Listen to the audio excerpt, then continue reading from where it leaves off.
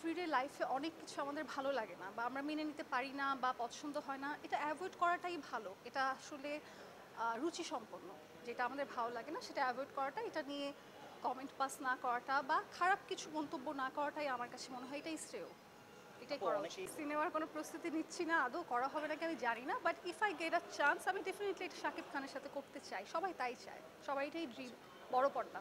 প্রত্যেক অভিনেত্রী বা আমার গোল হচ্ছে ভালো কিছু কাজ করা, যেটা আমি আমার ফ্যামিলির সাথে শেয়ার করতে পারবো, বা আমার ভাই বা আমার আম্মু, বাবা তো নেই, তারা দেখে বলবে আমার এটা ভালো লেগেছে বা সামথিং, এটাই আমার গোল।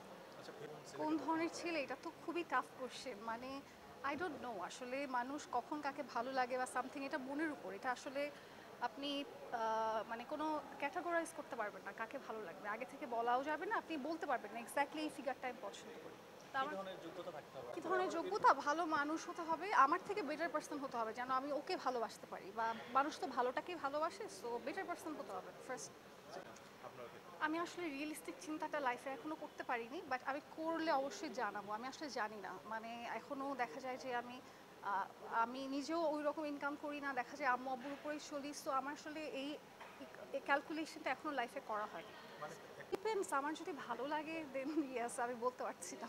আপনি কতজনকে আপনার আমি প্রেমে মন পড়েছেন? ভাঙেনি, বাট আমার মন অনেকবার ভেঙেছে। কিভাবে সেটা? মানে হয়, অনেক সময় হয়, মানে আমরা তো যেটা চাই না সেটাই লাইফে বেশি হয়, এইভাবে হয়তো।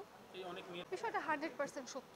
আর মানে প্রথম বিষয়টা হচ্ছে কাইন্ড অফ ট্রেন্ড, মানুষ মনে করে, আমার যেটা ধারণা, ডেফিনেটলি এটা আপনারা কেউ পার্সোনালি নেবেন না বা অ্যাগ্রেসিভ হবেন না, আমার যেটা ধারণা এখনকার সময় এটা একটু কাইন্ড অফ গেম, সবাই এটাতে ফান খোঁজে বা মজা পায়, বা জিনিসটা আসলে আরেকটা মানুষের জন্য কেমন সেটা নিয়ে ভাবে না। আমাদের দুইটা পক্ষে ভাবা উচিত যে আমি যেটা করছি এটা আমার সামনের মানুষটাকে কিভাবে ইম্প্যাক্ট ফেলছে।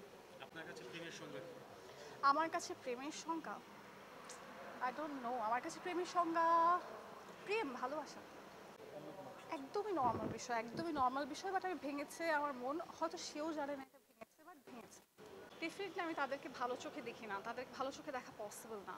মানে আমি তাদেরকে মানে বলবো যে এটা মানে মন ভাঙাটা, কমিটমেন্ট না রাখাটা, এটাকে আমি মানে অনেক বড় অপরাধ হিসেবেই দেখি।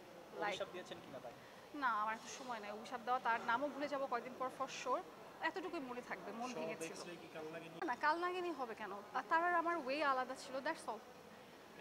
সোশ্যাল মিডিয়াতে আমার র্যান্ডমলি মেসেজ চেক করা হয় না, বাট খুব একটা অফার পাই না, কেউ অফার করে না আসলে। ভয় করে না নাকি এমনিতে করে না? এটা আমি বলতে পারছি না ভাইয়া। পুরো নামটা বলো। রিফাত জাহান। কি মডেলিং করেন? আমি অ্যাক্টিং করছি। ঠিক আছে। একটু যদি নাটকের যদি আমরা কোন কোন ক্ষেত্রে অভিনয় করছেন?